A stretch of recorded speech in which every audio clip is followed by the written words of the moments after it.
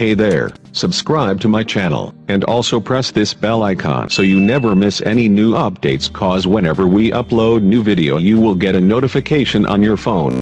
Different recordings, and you will have to answer questions on what you hear. There will be time for you to read the instructions and questions, and you will have a chance to check your work. All the recordings will be played once only. The test is in 4 sections. At the end of the test, you will be given 10 minutes to transfer your answers to an answer sheet. Now turn to Section 1. Section 1. You will hear a woman telephoning a tourist office to ask about free activities. First, you have some time to look at questions 1 to 6.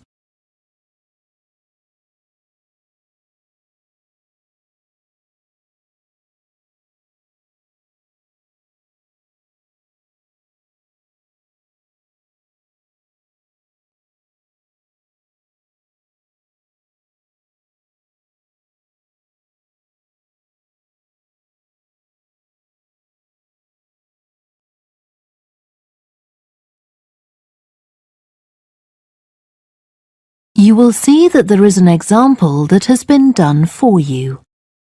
On this occasion only, the conversation relating to this will be played first. Good morning, this is Burnham Tourist Office, Martin speaking. Oh, hello. I saw a poster about free things to do in the area, and it said people should phone you for information. I'm coming to Burnham with my husband and 2 children for a few days on June the 27th, or possibly the 28th, and I'd like some ideas for things to do on the 29th. Yes, of course. The date that the woman wants information about is the 29th of June, so the letter C has been circled. Now we shall begin. You should answer the questions as you listen, because you will not hear the recording a second time. Listen carefully and answer questions 1 to 6. Good morning, this is Burnham Tourist Office, Martin speaking. Oh, hello. I saw a poster about free things to do in the area, and it said people should phone you for information. I'm coming to Burnham with my husband and 2 children for a few days on June the 27th, or possibly the 28th, and I'd like some ideas for things to do on the 29th. Yes, of course. OK. Then let's start with a couple of events especially for children. The art gallery is holding an event called Family Welcome that day, when there are activities and trails to use throughout the gallery. That sounds interesting. What time does it start? The gallery opens at 10 and the Family Welcome event runs from 10:30 until 2 o'clock.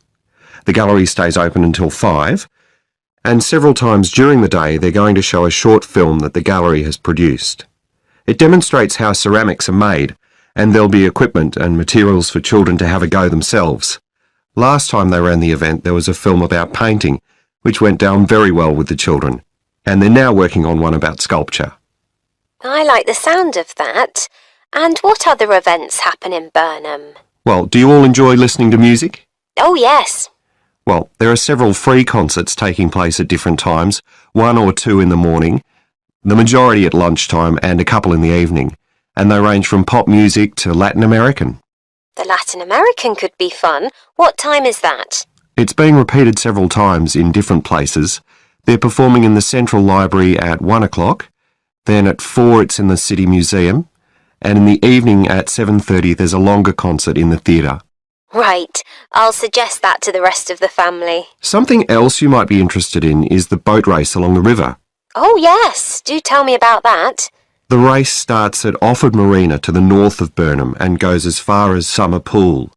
The best place to watch it from is Charlesworth Bridge, though that does get rather crowded. And who's taking part? Well, local boat clubs, but the standard is very high. One of them came first in the West of England Regional Championship in May this year. It was the first time a team from Burnham has won.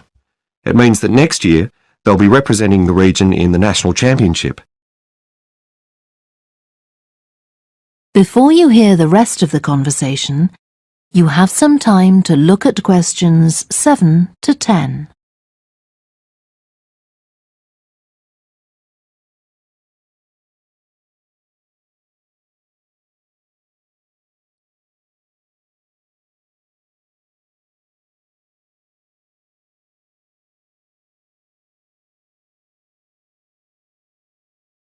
Now listen and answer questions 7 to 10.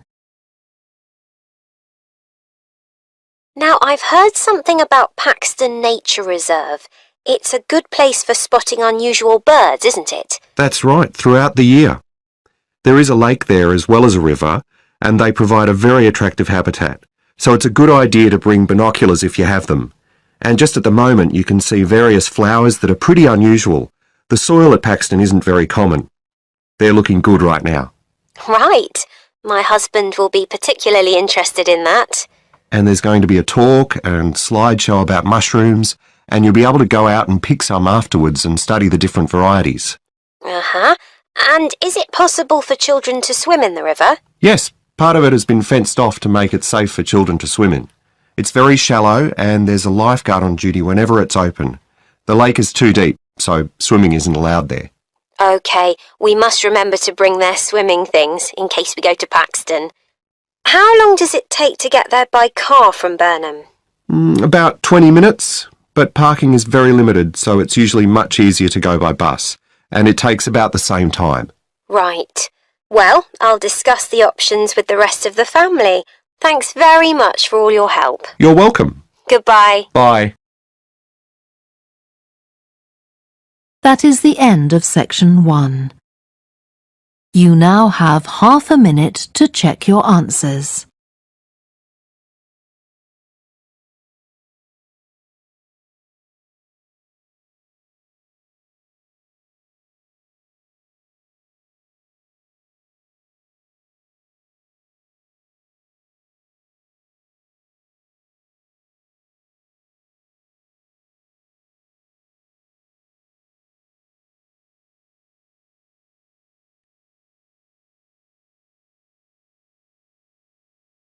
Now turn to section 2.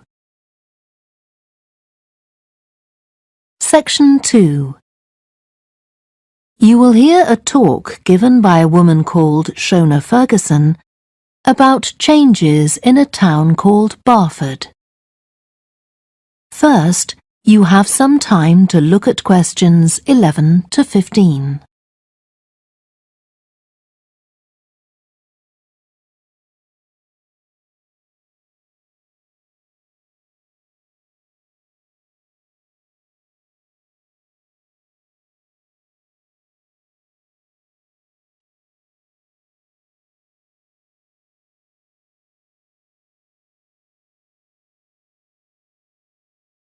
Now listen carefully and answer questions 11 to 15. First of all, let me thank you all for coming to this public meeting to discuss the future of our town. Our first speaker is Shona Ferguson from Barford Town Council. Shona. Thank you. First, I'll briefly give you some background information. Then I'll be asking you for your comments on developments in the town. Well, as you don't need me to tell you, Barford has changed a great deal in the last 50 years. These are some of the main changes. 50 years ago, buses linked virtually every part of the town and the neighbouring towns and villages. Most people used them frequently, but not now, because the bus companies concentrate on just the routes that attract most passengers. So parts of the town are no longer served by buses. Even replacing old, uncomfortable buses with smart new ones has had little impact on passenger numbers. It's sometimes said that bus fares are too high, but in relation to average incomes, fares are not much higher than they were 50 years ago. Changes in the road network are affecting the town. The centre was recently closed to traffic on a trial basis, making it much safer for pedestrians. The impact of this is being measured. The new cycle paths separating bikes from cars in most main roads are being used far more than was expected, reducing traffic and improving air quality. And although the council's attempts to have a bypass constructed have failed, we haven't given up hope of persuading the government to change its mind. Shopping in the town centre has changed over the years. Many of us can remember when the town was crowded with people going shopping. Numbers have been falling for several years, despite efforts to attract shoppers, for instance by opening new car parks. Some people combine shopping with visits to the town's restaurants and cafes. Most shops are small independent stores, which is good, but many people prefer to use supermarkets and department stores in nearby large towns, as there are so few well-known chain stores here. Turning now to medical facilities. The town is served by family doctors in several medical practices, fewer than 50 years ago, but each catering for far more patients. Our hospital closed 15 years ago, which means journeys to other towns are unavoidable.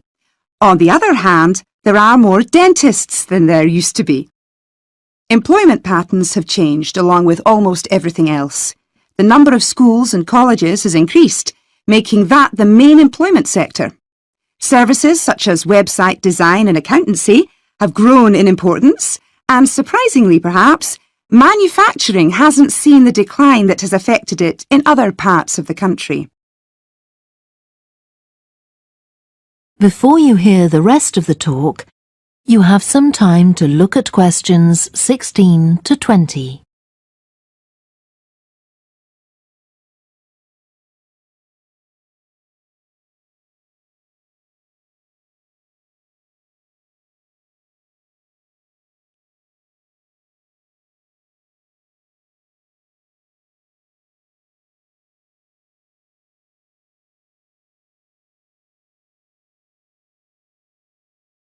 Now listen and answer questions 16 to 20.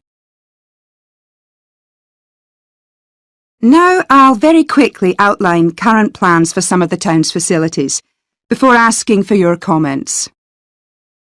As you'll know if you regularly use the car park at the railway station, it's usually full. The railway company applied for permission to replace it with a multi-storey car park, but that was refused. Instead, the company has bought some adjoining land, and this will be used to increase the number of parking spaces. The Grand, the old cinema in the High Street, will close at the end of the year and reopen on a different site. You've probably seen the building under construction. The plan is to have 3 screens with fewer seats rather than just the one large auditorium in the old cinema. I expect many of you shop in the indoor market. It's become more and more shabby looking, and because of fears about safety, it was threatened with demolition. The good news is that it will close for 6 weeks to be made safe and redecorated, and the improved building will open in July. Lots of people use the library, including school and college students who go there to study. The council has managed to secure funding to keep the library open later into the evening, twice a week. We would like to enlarge the building in the not-too-distant future, but this is by no means definite. There's no limit on access to the nature reserve on the edge of town, and this will continue to be the case. What will change, though, is that the council will no longer be in charge of the area. Instead, it will become the responsibility of a national body that administers most nature reserves in the country. OK, now let me ask you if you have... That is the end of section 2. You now have half a minute to check your answers.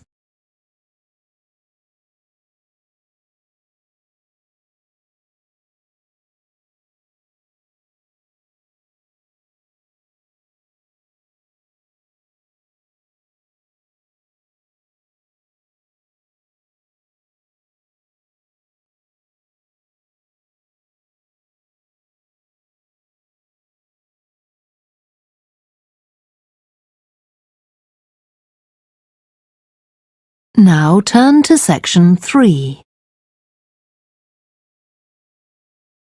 Section 3. You will hear two students called Helen and Jeremy, who are studying creative writing, discussing a project for their course which involves writing and illustrating stories for children. First, you have some time to look at questions 21 to 26.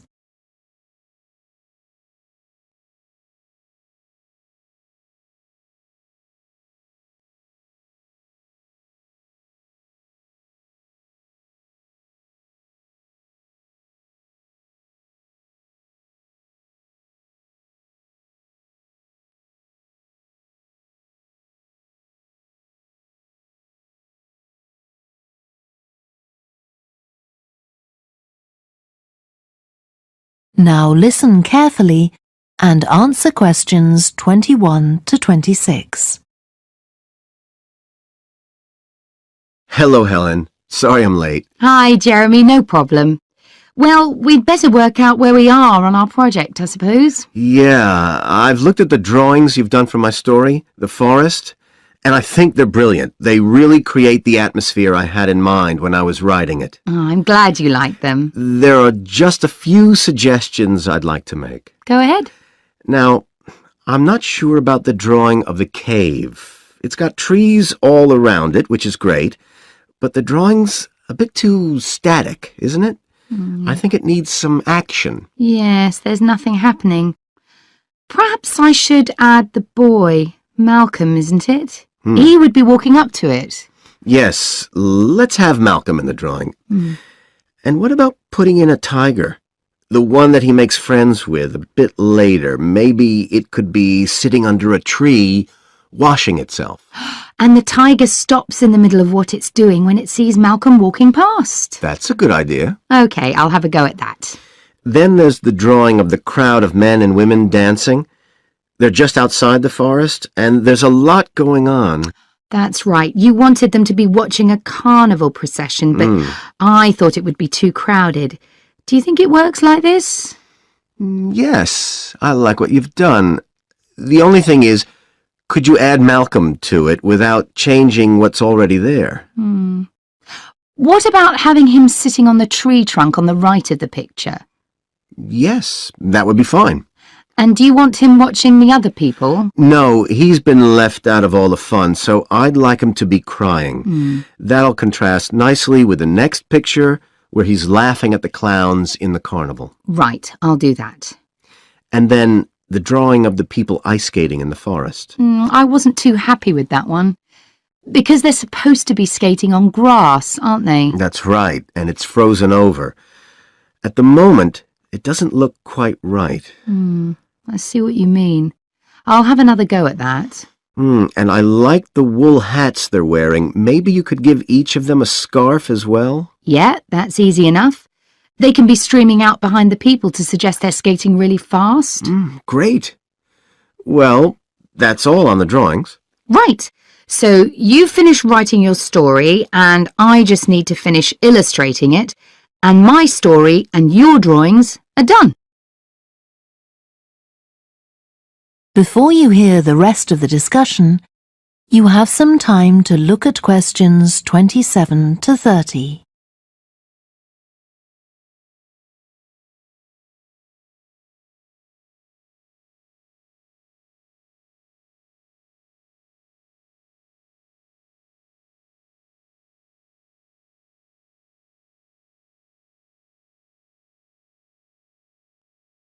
Now listen and answer questions 27 to 30. So the next thing is to decide what exactly we need to write about in the report that goes with the stories and how we're going to divide the work. Right, Helen. What do you think about including a section on how we planned the project as a whole, Jeremy? That's probably quite important. Yeah, well, you've had most of the good ideas so far. How do you feel about drafting something? Then we can go through it together and discuss it. OK, that seems reasonable.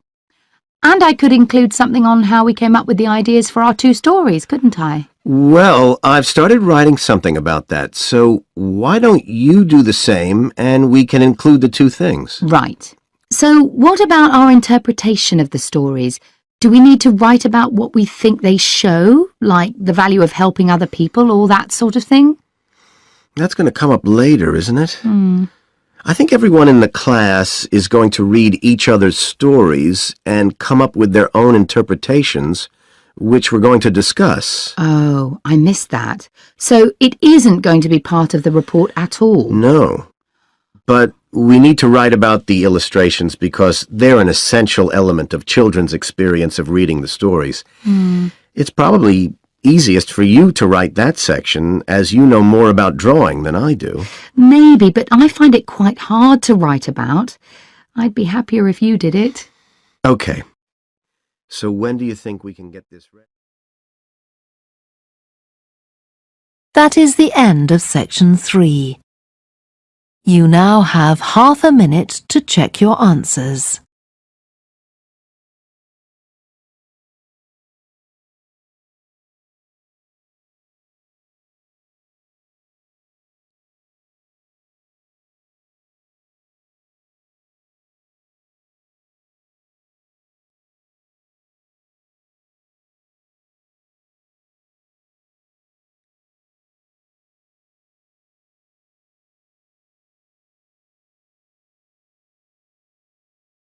Now turn to section 4. Section 4. You will hear part of a lecture to business students about the use of one particular type of research known as ethnography. First, you have some time to look at questions 31 to 40.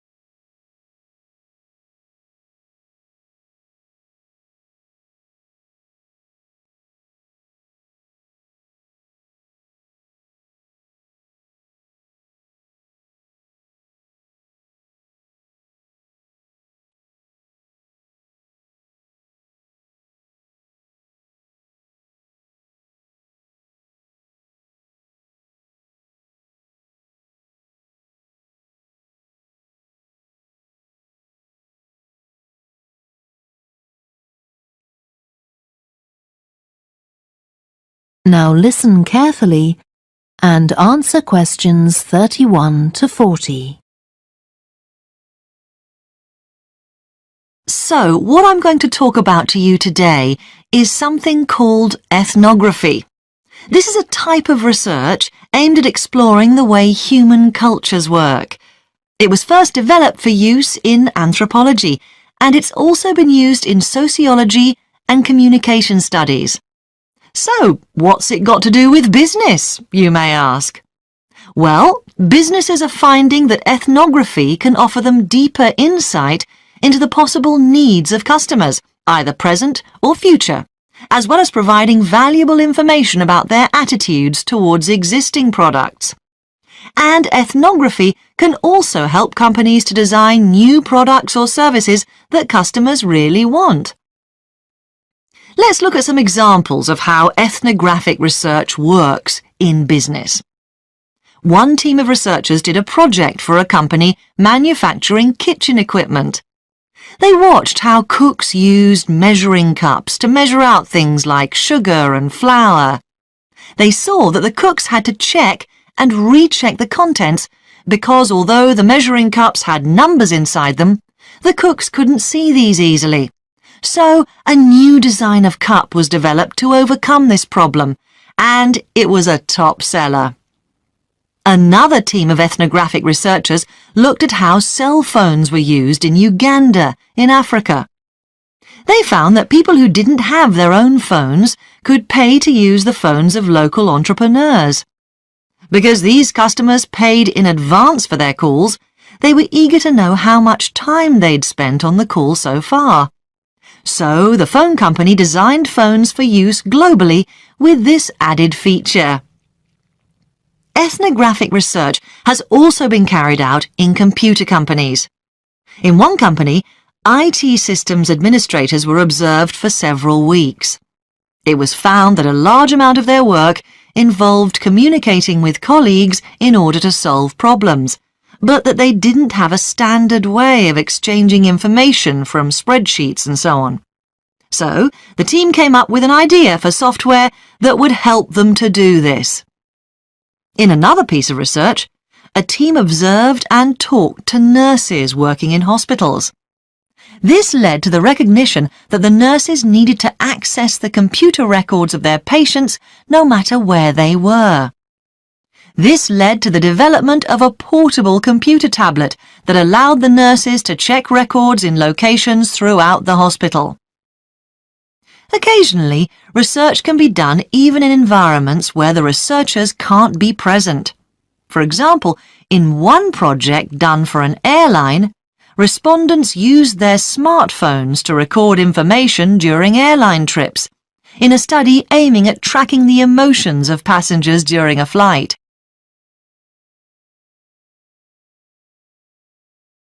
So, what makes studies like these different from ordinary research? Let's look at some of the general principles behind ethnographic research in business. First of all, the researcher has to be completely open-minded. He or she hasn't thought up a hypothesis to be tested, as is the case in other types of research. Instead, they wait for the participants in the research to inform them. As far as choosing the participants themselves is concerned, that's not really all that different from ordinary research. The criteria according to which the participants are chosen may be something as simple as the age bracket they fall into, or the researchers may select them according to their income, or they might try to find a set of people who all use a particular product, for example. But it's absolutely crucial to recruit the right people as participants. As well as the criteria I've mentioned, they have to be comfortable talking about themselves and being watched as they go about their activities. Actually, most researchers say that people open up pretty easily, maybe because they're often in their own home or workplace. So, what makes this type of research special is that it's not just a matter of sending a questionnaire to the participants. Instead, the research is usually based on first-hand observation of what they are doing at the time. But that doesn't mean that the researcher never talks to the participants. However, unlike in traditional research, in this case, it's the participant rather than the researchers who decides what direction the interview will follow. This means that there's less likelihood of the researcher imposing his or her own ideas on the participant. But after they've said goodbye to their participants and got back to their office, the researcher's work isn't finished.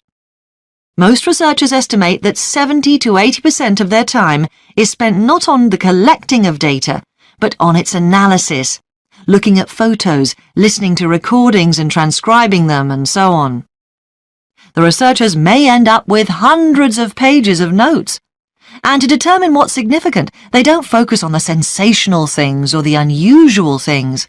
Instead, they try to identify a pattern of some sort in all this data and to discern the meaning behind it. This can result in some compelling insights that can, in turn, feed back to the whole design process. That is the end of section 4. You now have half a minute to check your answers.